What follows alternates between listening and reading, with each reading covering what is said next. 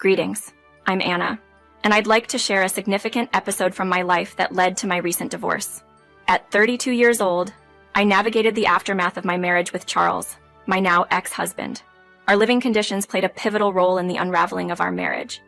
We lived in a simple home alongside Charles's mother, Kathleen. Despite the common advice against living with in-laws, we had little choice given our financial situation. We weren't wealthy by any means. Our finances were modest, teetering on the edge of just getting by. Let's take a step back for a moment. Charles and I crossed paths at a speakeasy, where it was love at first sight. After 3 years of dating, we chose to elope, bypassing the traditional wedding. Kathleen has been living with us since the beginning of our marriage. Initially, her presence was challenging, but such is the nature of relationships with in-laws, or so I thought. Despite the ups and downs, Charles and I managed to maintain a steady relationship, understanding that marriage isn't always perfect. However, 3 years into our marriage, our dynamics began to change. I came home from work one day to find Charles and Kathleen visibly stressed. Charles had just lost his job due to company cutbacks, placing him in the daunting position of finding new employment. This news was a blow to our already tight financial situation. Despite my reassurance that Charles would find another job soon, the reality hit us hard. With Charles out of work, the financial burden fell solely on me. We were living from one paycheck to the next, but I was prepared to use my savings to cover our immediate expenses, including our mortgage. This decision meant postponing my dream of starting a handcrafted ceramics business, but prioritizing our basic needs seemed like the only option. I was ready to contribute whatever was necessary, appreciating the gravity of our situation. However, the conversation took a turn when Kathleen suggested that I hand over my entire paycheck to her, claiming she had more experience managing our household finances. This moment highlighted a significant strain in our relationship, marking the beginning of the end of my marriage. At that moment, I was unsure and conflicted. The request to surrender my entire monthly earnings to Kathleen, Charles's mother, under the guise of her managing our finances, left me uneasy. It was presented as though she was merely looking out for our collective well-being. Reluctantly, I agreed to contribute to our household expenses, but insisted on a transparent and fair approach to managing the funds. I was not ready to relinquish control over my income without understanding how it would be used. Kathleen proposed taking charge of the bills, suggesting I focus solely on earning. This arrangement was hastily agreed upon, despite my request for time to process the situation. With Charles's job loss, I found myself the sole earner, and suddenly my financial plans, including my dream of launching an online handcrafted ceramics store, were overshadowed by immediate family necessities. However, as time passed, it became apparent that Kathleen and Charles were becoming too comfortable relying on my earnings. Despite my reservations, I handed over my salary, trusting Kathleen to manage our essential expenses. Initially, the arrangement seemed to work. The mortgage and groceries were covered. Yet, within 2 weeks, our supplies dwindled faster than anticipated, forcing us to dip into my savings earlier than planned.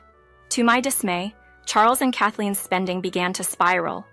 Charles justified unnecessary expenditures and personal getaways with friends as stress relief, while Kathleen indulged in luxury shopping and home decor, far removed from our agreed-upon essentials. Their actions reflected a blatant disregard for our precarious financial state, prioritizing short-term pleasures over our long-term stability and my personal savings goals. During this challenging period, Charles's demeanor towards job hunting shifted dramatically.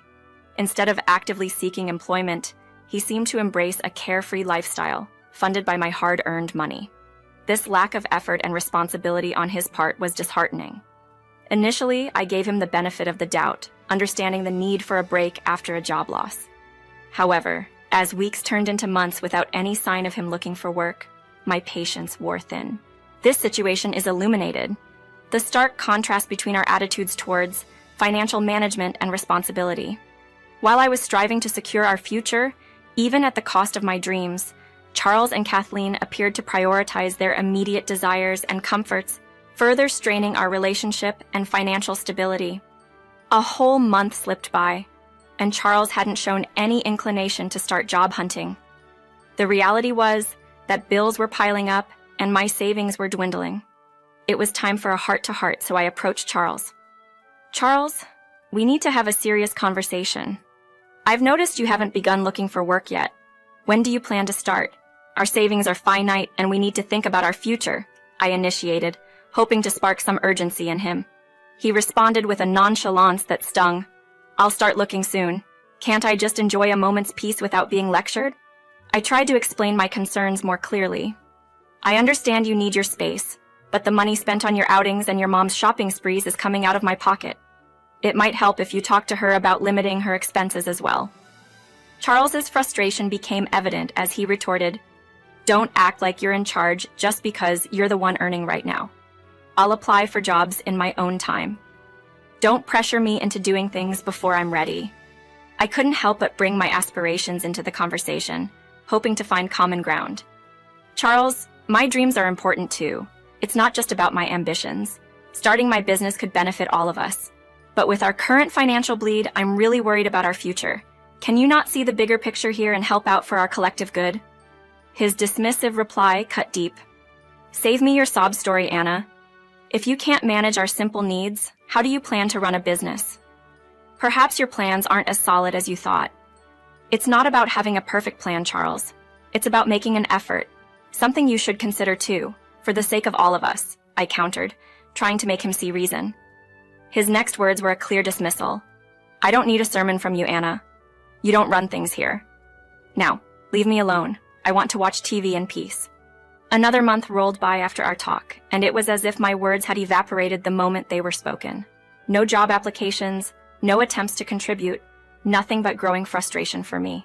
Meanwhile, his mother's extravagant spending continued to drain my savings at an alarming rate. Half of my savings had vanished, and it seemed like I was caught in a never-ending cycle of financial strain, watching my dreams and security slip through my fingers. My frustration was reaching a boiling point when things took an even more dramatic turn. "Anna, we need to have a chat," Kathleen approached me with a tone that immediately raised my alarm. "I hope you're not going to be upset, but I couldn't help myself, and use the check you gave me for a fabulous new sofa. Now we need to cover the mortgage this month with your savings." I was taken aback. "Seriously, Kathleen? That seems incredibly irresponsible. You know we're struggling to make ends meet, and you decided to buy a sofa." Kathleen's response was breezy, to my dismay. "I know, but it was such a bargain I couldn't resist. And it's a stunning gray sofa that'll look great in our living room. It's already on its way." "We didn't need a new sofa, Kathleen. This is not the time for such expenses," I protested, trying to keep my cool. "But we did need it. Now that it's bought, we just have to deal with it. It's going to enhance the living room significantly." Now, about the mortgage money.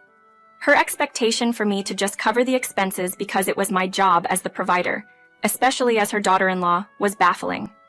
Reluctantly, I agreed, but made it clear this couldn't happen again. "This is the last time, Kathleen. We have to be more mindful about where our money goes." This incident highlighted the harsh reality of our financial predicament. Kathleen's spending had nearly drained my savings, and Charles seemed indifferent, lost in his world of leisure. Our relationship was barely hanging by a thread, with communication all but broken down. As time wore on, my savings dwindled to a mere few $1,000s. When I brought this up with Kathleen and Charles, their lackadaisical response was for me to do whatever it takes to keep the money coming. They seemed fine as long as their comfort was undisturbed, leaving me to juggle our finances alone. Faced with no other options and the weight of financial responsibility solely on my shoulders, I made a difficult decision for our collective welfare. I sold our only family car. It wasn't a move made out of whim or for personal gain, but a desperate measure to keep us afloat a little longer. In a moment of desperate need, I made the difficult choice to sell our family car. My salary was stretched to its limits, struggling to cover even a month's groceries after the mortgage payment, not to mention other essential bills. So, after one tiring day at work, I found myself walking home, an action that would soon ignite a storm. "Why are you walking home today? What happened to the car?" Charles asked, confused by my arrival on foot. Taking a deep breath, I confessed, "I didn't bring it up earlier, but I sold the car today. It seemed none of you were concerned about our financial situation, even though you both told me to do whatever was necessary. Given our dire financial state, selling the car felt like the right move." "You sold the family car? How could you decide that on your own?" Charles exclaimed, disbelief and anger mixing in his voice. "It wasn't a decision made lightly," I defended. "It was a practical choice. I was the only one using it for work anyway, and now I'll have to figure out an alternative. This is unacceptable, Anna. Remember, You're just living here because you're my son's wife. How dare you sell it without asking us? Kathleen chimed in, her tone dripping with disapproval. It was necessary. We needed the money to get by, at least until Charles can find work, I reasoned, trying to explain the direness of our situation. The conversation spiraled downward from there, with Kathleen accusing me of being overly dependent and not capable of managing our finances, let alone starting a business. They demanded I leave the house immediately and hand over the money from the car sale before going. I've been supporting both of you for months, and this is how you repay me? I protested, my frustration boiling over. Where am I supposed to go, especially without enough money? I've invested everything in supporting this household. Ignoring my pleas, they insisted I leave that very night, giving me an hour to pack my things. In a state of shock and with tears clouding my vision, I hurried to my room. I packed essentials, clothes, anything I could grab in my panicked state. With only $1,200 to my name, the result of their earlier demands, I was left to face an uncertain future alone, heartbroken by their betrayal and the harsh reality of my situation. After selling the car and facing such a harsh reaction, I was left completely bewildered, unsure of my next steps.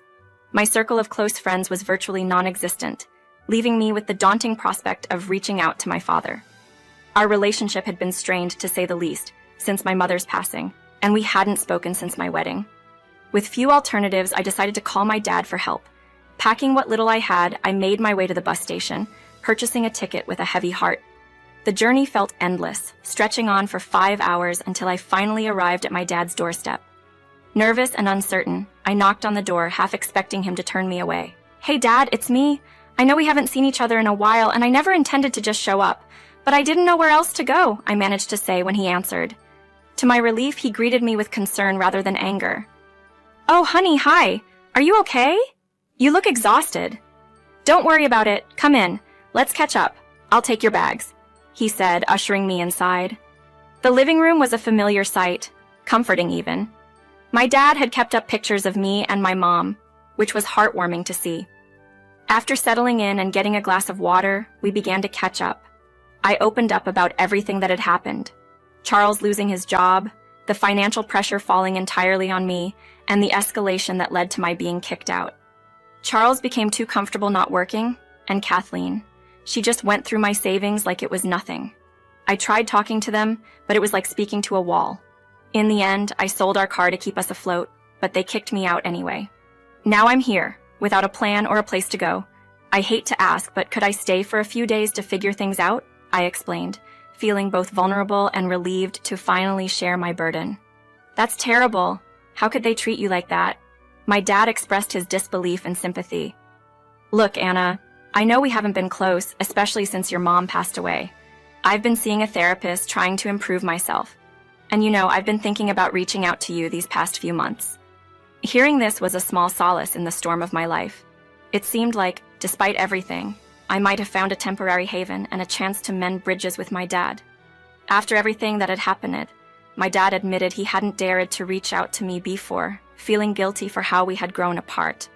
My unexpected arrival seemed to him a chance to start repairing our relationship. "You're welcome to stay as long as you need," he offered, a gesture that warmed my heart amidst the turmoil.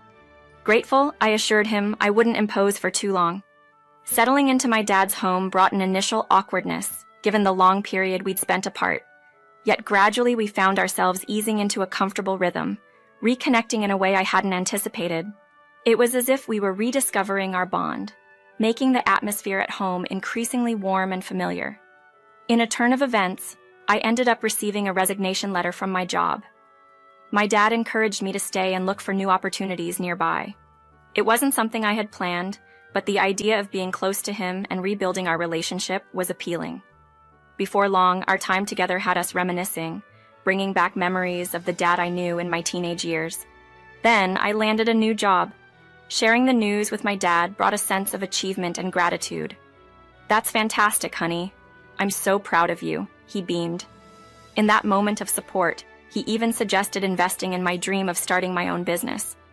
He saw it as a chance for me to pursue my passions without the burden of rent, a proposal that left me speechless. Despite his generous offer, I hesitated, feeling he had already done more than enough. "What's mine is yours, Anna. Think about it." he urged, insisting that investing in my future was a priority for him. Our conversation then shifted to Charles. He reached out, but I'm considering a divorce, I confided, marking a pivotal decision in my life. My dad's support during this time not only offered me a sanctuary, but also helped me envision a path forward, one where I could finally focus on my growth and aspirations. Needing time to focus on myself, I embraced my dad's generous offer and threw myself into realizing my dream of starting a business. This venture, something I had always dreamed of, suddenly felt within reach. I quickly got to work, sourcing materials, planning my first product batch, and even hiring a graphics designer and a few employees. Balancing this new endeavor with my part-time job was challenging, but I was determined. My dedication paid off. People started noticing my creations, and with the right marketing strategies, orders began to roll in. Managing both a job and my budding business was tough, but after about a year and a half, my life had transformed remarkably. My side hustle had become my main source of income, offering me a sense of financial stability I had never known before. Charles and Kathleen had become distant memories. The clarity that time brings made it evident I deserved better than their mistreatment. Deciding it was time for a change, I initiated divorce proceedings. The process wasn't easy, but it felt like a step towards freedom. Charles appeared indifferent to our divorce, unaware of my success until I decided to make a bold statement. I drove up to their place in a sleek BMW to personally deliver the divorce papers, wanting them to see the strength and success I had achieved on my own. Their surprise was evident. "Whose car did you borrow?